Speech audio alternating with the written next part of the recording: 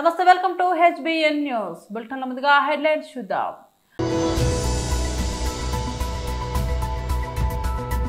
తెలంగాణ భవన్ లో బీఆర్ఎస్ నాయకుల press meet. Anantapuram YSRCP జిల్లా అధ్యక్షులు మాజీ ఎమ్మెల్యే అనంత వెంకటరామరెడ్డి ప్రెస్ మీట్.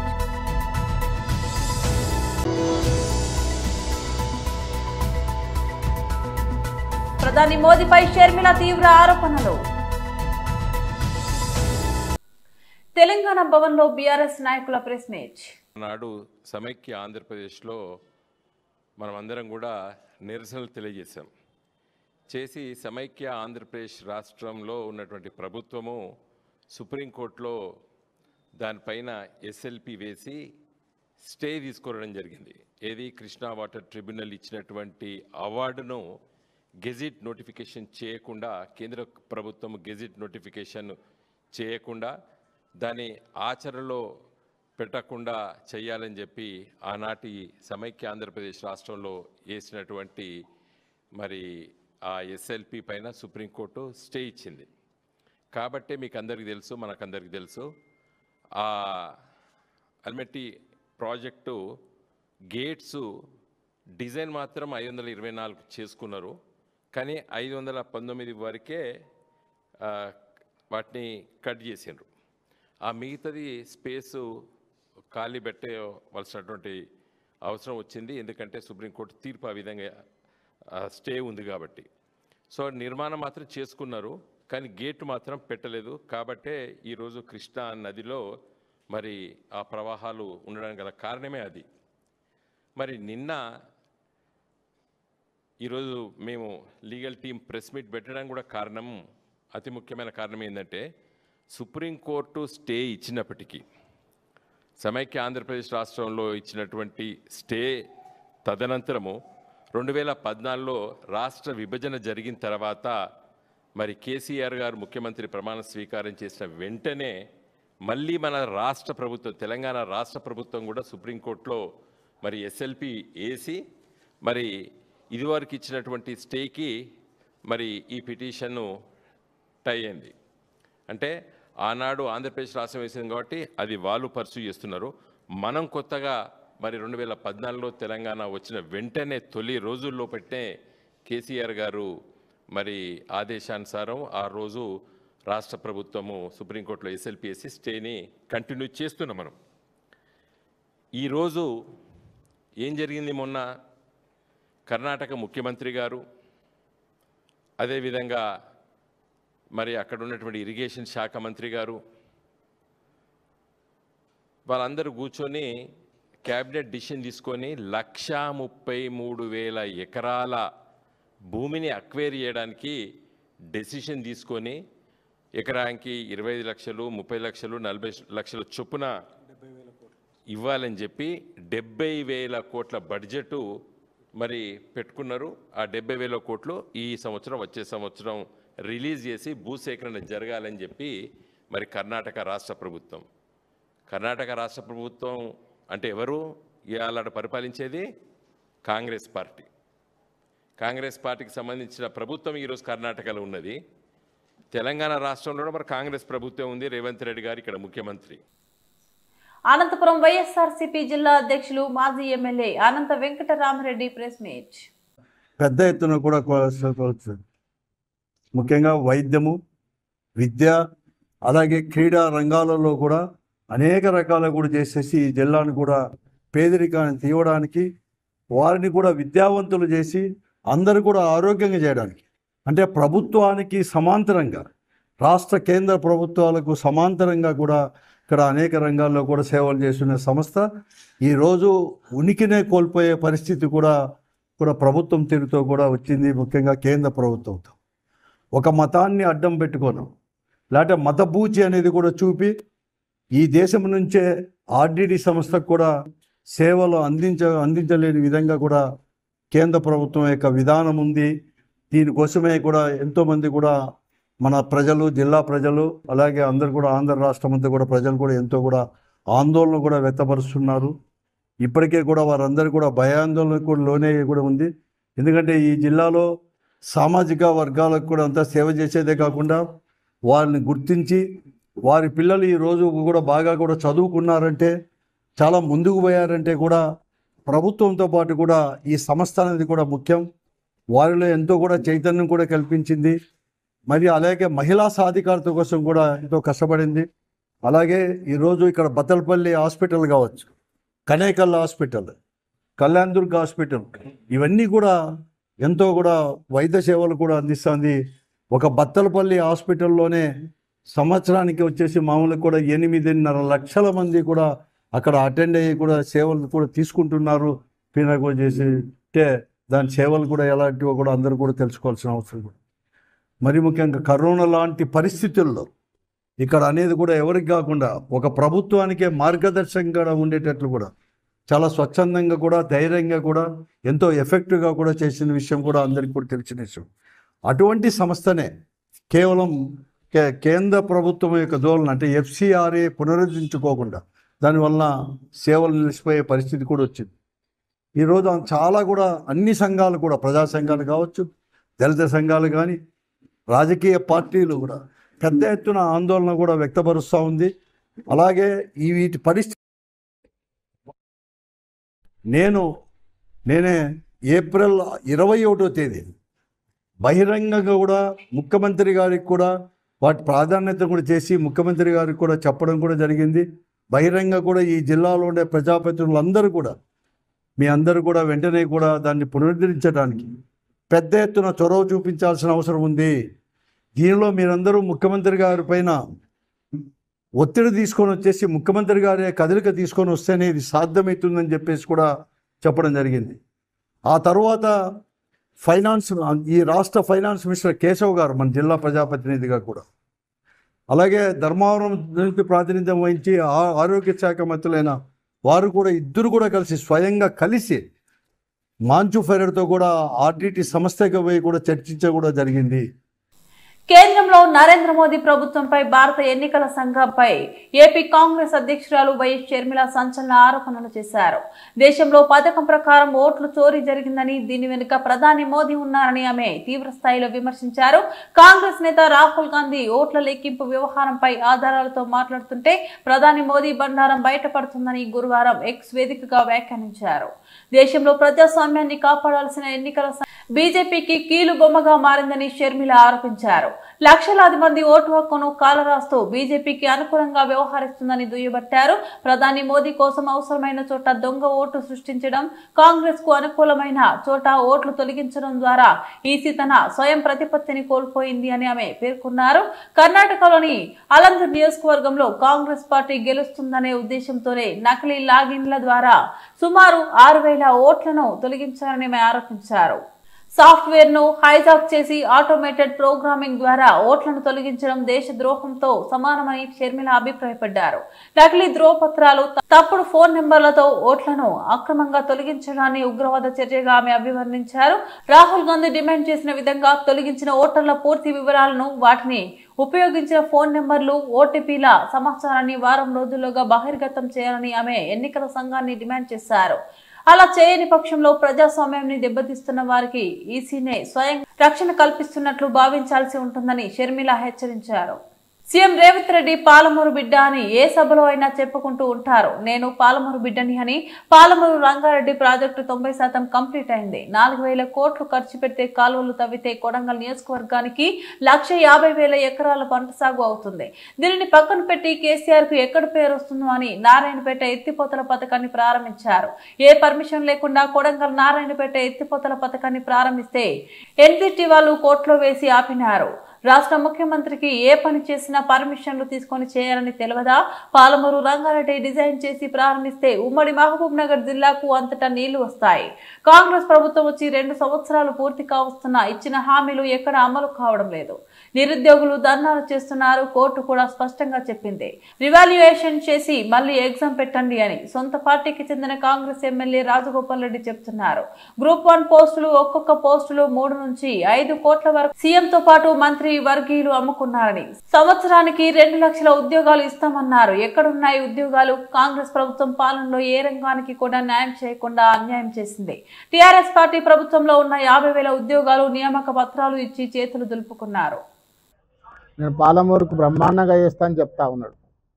నేను ఒకటే ప్రశ్నిస్తూ ఉన్నాను ముఖ్యమంత్రి గారికి, నువ్వు పాలమూరు బిడ్డవే కదా, మరి పాలమూరు రంగారెడ్డి ప్రాజెక్టు 90% కంప్లీట్ అయింది.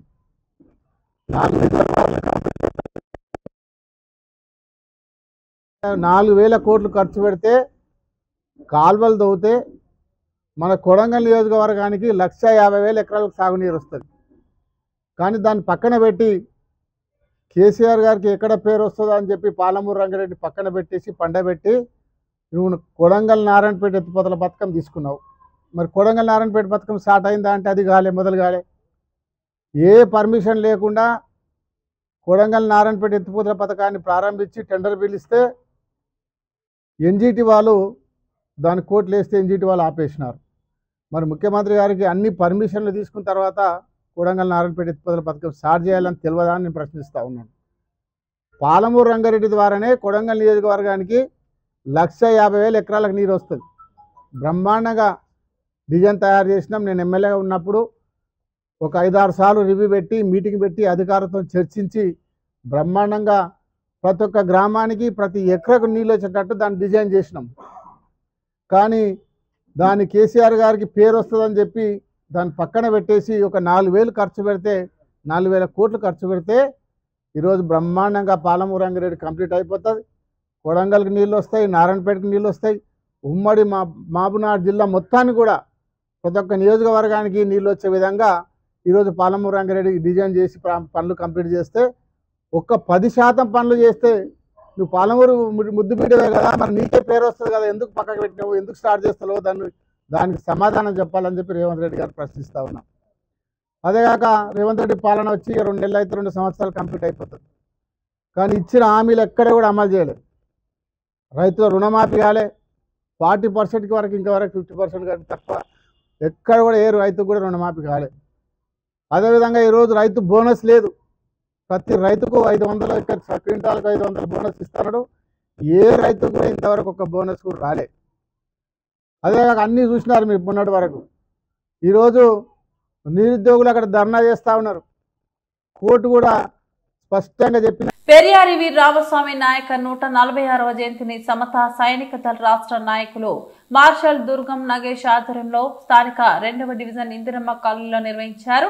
ఈ కార్యక్రమానికి ముడిమడుగుల మల్లన్న హాజరై పెరియార్ ఇవి రామస్వామి చిత్రపటానికి పూలమాల వేసి నివాళులర్పించారు. అనంతరం వారు మాట్లాడారు. ఈ కార్యక్రమంలో సమతా సైనిక దళ నాయకులు జిమ్మిడి ఆశ, గూడూరి లవన్ కుమార్, ముడిమడుగుల సురేష్, చీమల ఆనంద్, జిమ్మిడి శాంతికుమారి తదితరులు పాల్గొన్నారు. సమతా సైనిక దళ ఆధ్వర్యంలో వారి యొక్క జయంతిని నిర్వహించడం జరిగింది. ఈ సందర్భంగా వారి యొక్క చిత్రపటానికి పూలమాల వేసి ఘనంగా నివాళులర్పిస్తూ వారిని స్మరించుకోవడం జరుగుతూ ఉంది.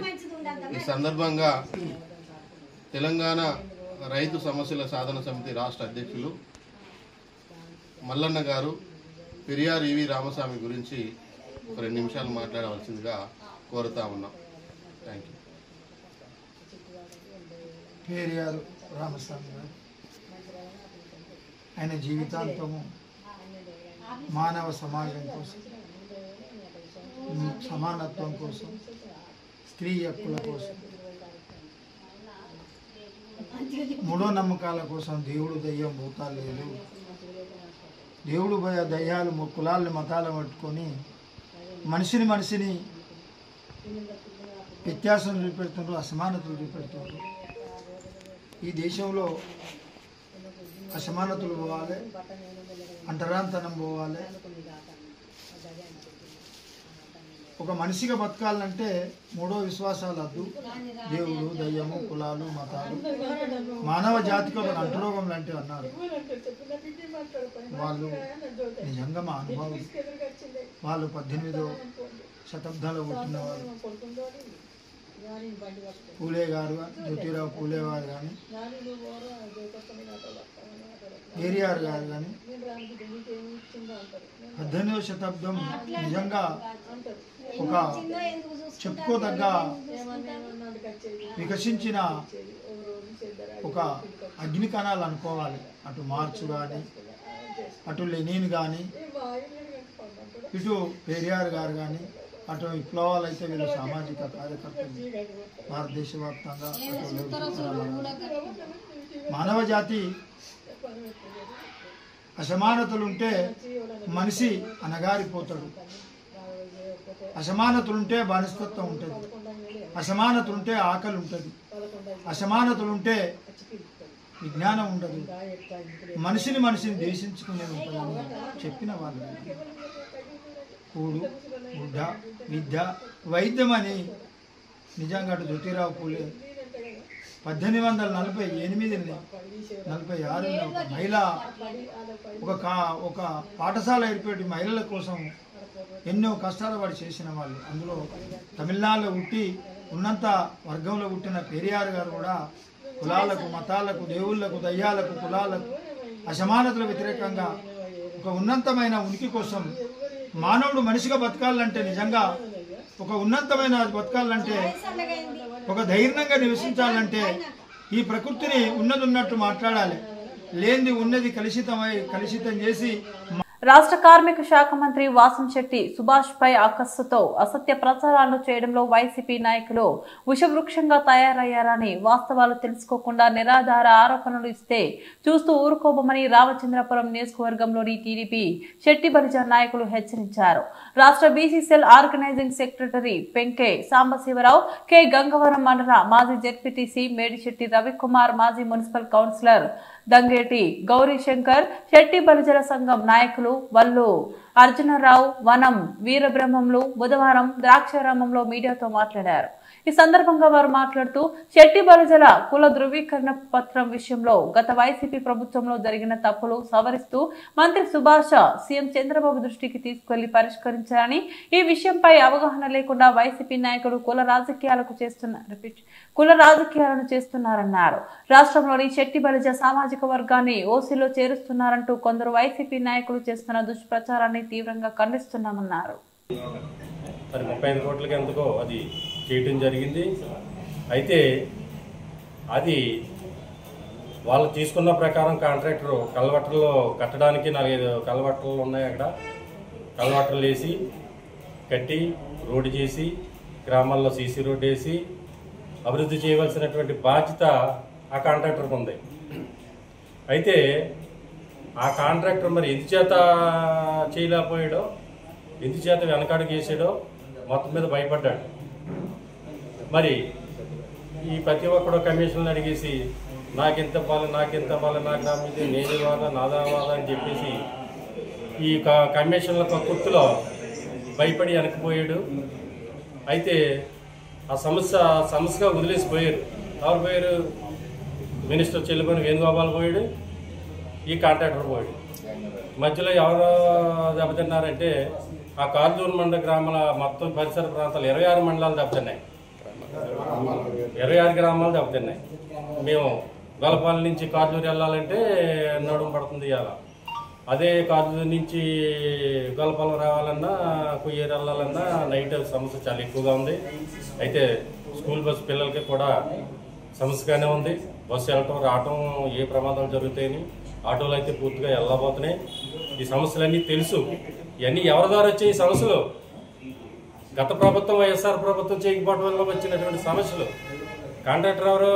వైఎస్ఆర్లో పార్టీ ఉన్నప్పుడు కదా కాంట్రాక్టర్కి ఇచ్చారు. తెలుగుదేశం ఉండగా వచ్చిందా? వాడు వదిలేసి వాడు భయపడిపోయి మేతట్లాగా భయపడిపోయి అతను వెళ్ళిపోయి నీటికి సృష్టించినటువంటి సమస్య కాబట్టి ఇది. మరి రాజూరు మండలం మరి 26 గ్రామస్తులు ప్రజలకు కూడా నమస్కారాలు. ఎందుకంటే అది మా తెలుగుదేశం గవర్నమెంట్లో కూడా ఆ రోడ్డు విషయం సుభాష్ గారికి క్షుణ్ణంగా తెలుసు.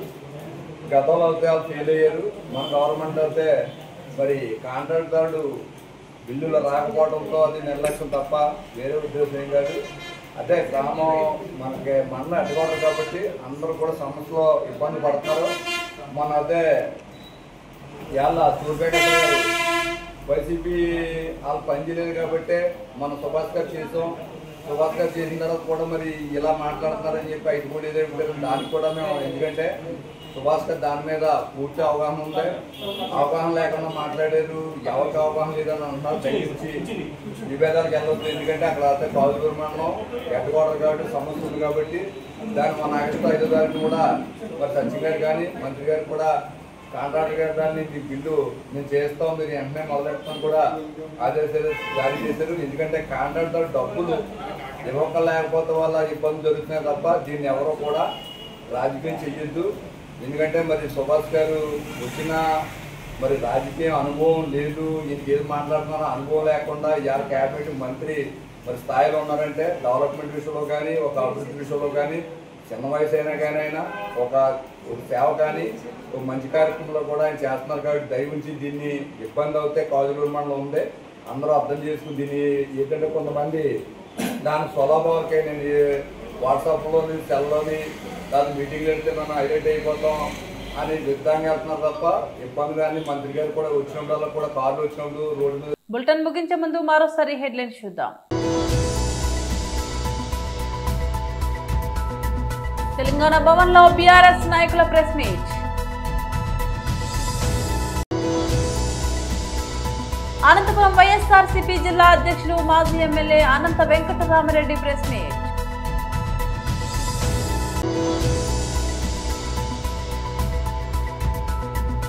ప్రధాని మోదీపై షర్మిల తీవ్ర ఆరోపణలు. ఇవి బులెటిన్ అప్డేట్స్. మరో బులెటిన్ లో మళ్ళీ కలుద్దాం. అంతవరకు సెలవు. నమస్తే.